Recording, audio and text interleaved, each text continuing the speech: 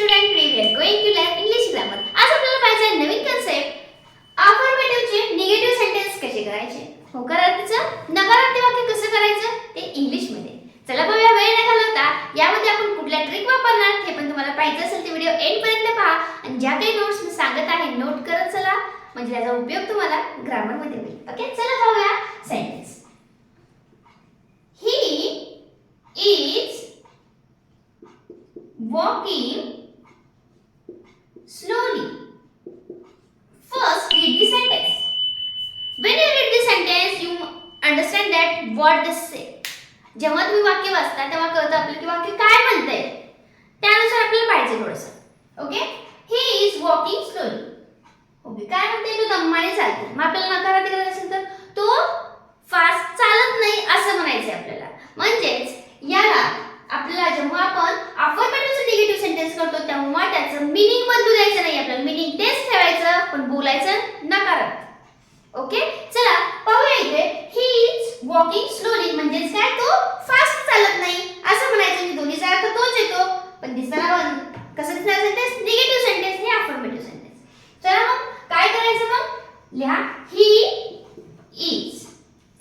He is लिहा, त्यानंतर subject helping verb लिहिलं, नॉट आले त्याच्यात नाही, आपण घेऊया. मग काय होणार, ही इज वॉकिंग स्लोली. मी सांगितले आताच आपल्याला काय म्हणायचं, आता तो फास्ट चालत नाही म्हणजेच काय करतोय, दमाने चालतोय. मग आपल्याला काय करायचंय, स्लोलीच्या विरुद्ध शब्द घ्यायचा. Slow, fast. स्लोचं काय होणार आहे, फास्ट, आणि त्याचा मीनिंग स्लो यावं म्हणून त्यात नॉट ऍड करायचं. नॉट काय ऍड करायचं हे पण माहिती पाहिजे. ओके, मग इथे काय स्लोच्या विरुद्ध होणार आहे फास्ट. म्हणजे ही इज नॉट वॉकिंग, आणि ज्या ठिकाणी आपले या वर्ड आहे त्याच्या विरुद्ध ते घ्यायचं स्लो तर फास्ट. स्लोचं काय लिहिणार मी, फास्ट. बघा सेंटेन्स झाला, he is not walking fast. का नॉट वापरलं हे पण माहित पाहिजे. त्याच्यामुळे किती लक्षात ठेवा, स्लोलीच्या विरुद्ध वापरलं मी फास्ट. मग ती फास्ट चालते का, नाही. आपल्याला म्हणायचं ती फास्ट चालत नाही म्हणूनच आपण काय केलं, त्या वाक्यामध्ये नॉट वापरलं. म्हणजे अर्थ काय होणार आहे, नॉट फास्ट म्हणजेच काय, slowly. Next sentence, it is difficult. It is difficult, ते खूप अवघड आहे असं म्हणायचं. म्हणजेच काय म्हणायचं, डिफिकल्टच्या विरुद्ध वर्ड घ्या. Difficult, easy. पण आपला मीनिंग कसं आलं पाहिजे, डिफिकल्ट आहे म्हणजे आपण काय म्हणणार, it is not easy. Okay, इथे काय येणार आहे मग, इट इज नॉट. नॉट का वापरलं, कारण मीनिंग सेम या, आणि आपल्याला कोणाच्या विरुद्ध शब्द घ्यायचा, डिफिकल्ट. डिफिकल्ट, इझी सांगितले, इट इज नॉट इझी. हे झालं आपलं negative sentence without meaning change. Next, that is different. That is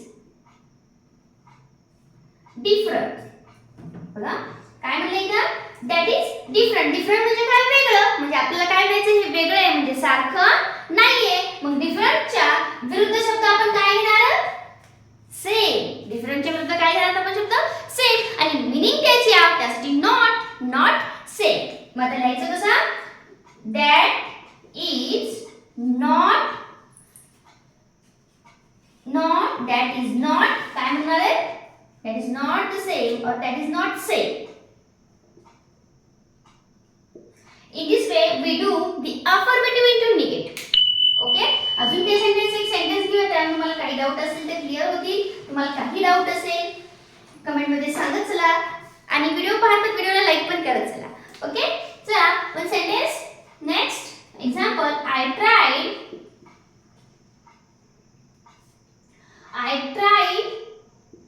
every plan. आता थोडंसं वेगळं घेतलं, थोडंसं वेगळं घेतले. काय आता ह्याच्यामध्ये कशाचा विरुद्ध घ्यायचा, प्लॅनच्या, ट्राईडच्या, एव्हरीच्या. What shall I do, no problem. काय करायचं चला पाहूया. सब्जेक्ट ॲज इट इज घेऊन घ्या. देन इथे बघा काही आले का, हेल्पिंग वर्ब काही आले का, नाही आले. वर्ब कसं आहे, वर्ब आपलं V3 फॉर्म मध्ये, इडियम मध्ये. म्हणून आपण इथे लिहायचं डिड. काय लिहिणार आपण, did. आता नॉट घ्यायचंय म्हणजे आपलं मीनिंग कसं दिसणार, निगेटिव्ह मीनिंग सेम येणार. आय डिड नॉट, आता इथे काय, I tried every plan. Tried आहे, ट्राय करते मी, तर काय करणार आहे, लिव्ह करणार आहे. I did not leave any plan untried. थोडंसं चेंज केले. I did not leave any plan untried. असं का झालं पहा, आय ट्राईड आहे, अनट्राईड केलं, मग काय म्हणायचं, एव्हरी प्लॅन म्हणायचंय. म्हणजे आपण काय करतो, आय डिड नॉट हे कशावर घेतलं, मला इज होतं, इज त्या इज घेतलं, वॉज वॉज घेता येतं, पण इथे हेल्पिंग वर्बच नाही. मग नॉट कसं ऍड करायचं, नॉट ऍड करायसाठी आपल्याला हेल्पिंग वर्ब पाहिजे.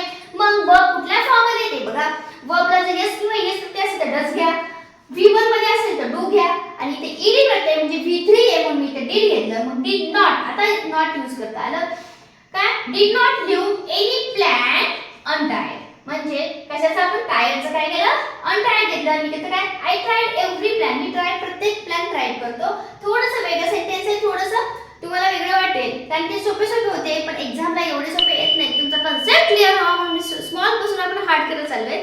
अजून काही ह्याच्यातले सॉल्व्ह करायचे, तरी हे एक डिफरंट आहे, हे एक सांगितलं. अजून काही आहे ते पण सेंटेन्स आपण सॉल्व्ह करणार आहे. नेक्स्ट व्हिडिओमध्ये पाहूया ते पण. काही डाऊट असेल ते सुद्धा कमेंटमध्ये सांगत चला. व्हिडिओ कसा वाटला हे सुद्धा कमेंटमध्ये सांगत चला. ओके, आणि व्हिडिओला शेअर आणि सबस्क्राईब करायला मात्र विसरू नका. Okay, thank you.